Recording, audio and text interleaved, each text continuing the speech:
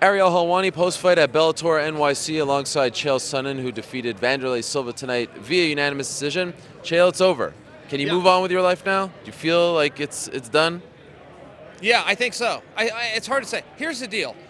You shake hands after the sport. Generally, you shake hands before the sport, but that's optional. We elected not to do it.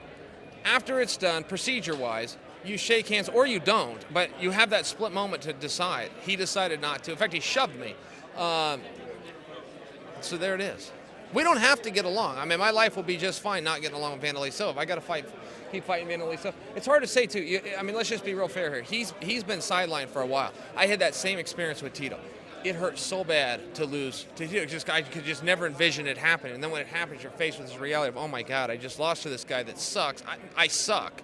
So now I pass that to Wanderlei. I was the worst fighter in Bellator when I got up this sport. Oh, he is now. I got that monkey off my back. So I imagine he'll want a rematch. You know, I just get it. It's what I would do, and I'll fight any of these guys. Do you think he should still fight though? Wanderlei, that's up to him. You know, he's a very tough guy. I think maybe he was a little bit slower, a little slower than I remember him, and maybe even a little less aggressive. But it's hard to say. You know, I kind of lost track of that fight. He hit me really hard in one of those rounds, and I don't know, man. Your opinion of it would probably be better than mine. Are you happy with your performance? Yeah. I got to very dominant positions. I've been working on with Fabiano Scherner. You know, I'm at a jiu-jitsu gym now, Gracie Baja. We work a lot of that stuff. I was able to advance, get to mount, go to side control. But I do miss the old day, too, where we would throw guys down and sit up and just start swinging. I think I need to combine the two. But I've only had so much practice. You know, this was my second fight in a number of years. So I got to get better, man. Top of my head, and it is late, I do believe this is the first time that you've had your hand raised since the Shogun fight. Is that accurate? Yeah, Shogun. That's almost 4 years. Yeah, well, and I sat in suspension for 2. But just what's it like to be, awarded a fight in almost 4 years? Yeah, I know. It's a good feeling, man. It's a good feeling you miss it? To win a fight. Yeah, I did, yeah. Does it feel foreign? No, it doesn't. I don't know. You're asking me a tough question here. I don't want to reveal too much to you. But what do you mean? Reveal. Well, I don't know how to explain the emotion, okay. But these are important to me, man. This is everything to me. Competition, not fight. But, I was a wrestler and stuff, and it's a big deal. It matters to me. It matters to my family. It matters to my coaches. And you got to go out there and stay focused and get the job done. And I wanted to argue that Wanderlei or I put on some spectacular fight, but you got to move in the right direction. I moved in the right direction. And my previous fight, I didn't bring my skills with me. I didn't even try anything, and now I'm trying stuff. I'm out there, I'm working. I was advancing positions that we've been working on in the gym. You got to take that stuff with you. Those are wins. Those are good things. And so in that regard, yeah, man, it feels good. Would you have retired if you lost? I don't know if I would have retired. Here's the reality of it, especially for someone like me. I'll probably never retire.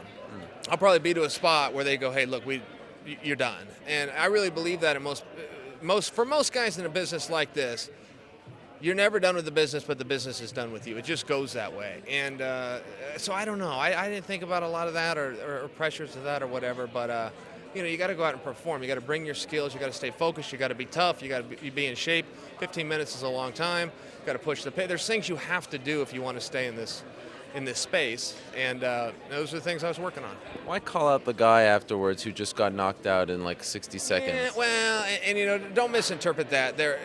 I'm on a Legends ass-whipping tour, and there's only so many of them around here, and Fedor is the next one around here, and I believe that fight was being looked at. So it's like, look, if we're going to do this fight anyway, let's just make it my idea.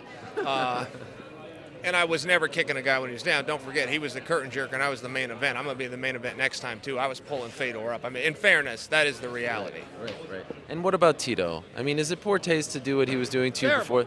Oh, it's terribly rude. I don't know if you saw it, Errol. Yes, I saw it. I looked over to Tito, made eye contact with him. He was right there at the cage. And I made eye contact. I thought he was going to give me like a thumbs up. We got a history together. I've known him since college. We've competed a couple of times. And he gives me the bird. He's flipping me off. And then he starts yelling. Profanity, for one, which a little lowbrow to use profanity in any environment. But he's yelling profanity at me. He's telling me you're going to get your ass kicked. I was like, Tito, right now I'm in the ring. I've known you 20 years. I'm in the ring. Like, this is the time you build a guy up. You're going to kick me right now? And on top of it, Tito, I'm a rough guy, man. I'll come over there and whip your ass in that little fake suit you got. I mean, he's probably drunk and on drugs. The guy's a drug addict. He's a total scumbag. I whip his ass anytime he wants to do it. And, you know, I just wouldn't handle myself like that. If I did something like that to a guy, which I wouldn't, if I did something like that, I would strap it up and get in there with him. I would never, and you know me, I've never said a word about anybody and then not gotten in there and backed it up. This scumbag's not going to get in there. He's take to Twitter tonight and be a little tough guy. He won't sign a contract to fight again. I thought it was a little low, particularly at that timing. Yeah. And he's got Randy Couture and Dan Henderson standing right next to him. It's like, Tito, you want me to unleash the dogs? I mean, what do you want to do here? You know, we're a mob, man. You want to do it like this, and we'll do it like this. Well, I think New York told Tito what they thought of him during your fight. Last quick one, if you could. Dan even looked at me like that. Tito did it, and I moved my head, and Dan he's like, I was just like, let's just let this go. Perfect scenario. When do you want to return, and against who? If you could draw it up, the location, the month, the opponent. Oh man, I'd bring him out to Westland, Oregon, and I'd take on anybody. I just assume stay at 205 pounds. I know Rory MacDonald and I are going to cross paths eventually, and I know weird. Call out a guy that's 170 pounds. There's a story behind it. I'll come on your show. You keep saying that. I'll share the story with you. Rory knows what happened. We have to fight. I have no choice. I have no problem with Rory. Won't pretend I will. Rory and I are going to fight, and he knows it. So we'll see what happens. He's going to fight with Lima next, so I need a dance partner, but I'll take on all comers, man. Congratulations. Welcome back, Chael. Yes. Owed to me, huh? Been a long time for Chael. It has. And I did it clean. First night of FS1. That's how long ago it was. Ish. Yes. But you get the point. Well done.